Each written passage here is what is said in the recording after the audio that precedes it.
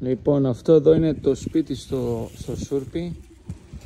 Αυτή είναι η κεντρική πόρτα που είδατε. Εδώ μπαίνουμε στο πάρκινγκ, το οποίο μπορούν να μπουν από 2 έως 3 αυτοκίνητα. Χωράνε.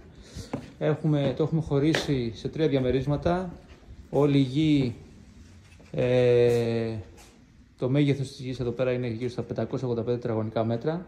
Τα σπίτια είναι γύρω στα 150 τετραγωνικά και τα 3 μαζί.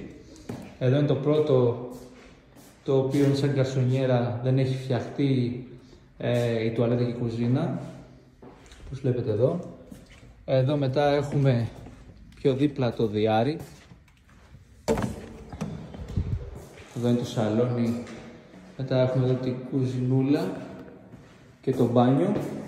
Και μετά εδώ είναι το διαμέρισμα που έχει έτσι λίγο και τη θέα. Γενικώς το σπίτι είναι σε γωνία. Είναι σε γωνία και όταν θα βγούμε τώρα έξω από αυτό το διαμέρισμα θα δείτε ότι έχει θέα.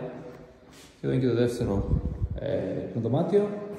Λοιπόν, και με το που βγούμε εδώ πέρα θα δείτε ότι έχει τρελή θέα, υπέροχη θέα.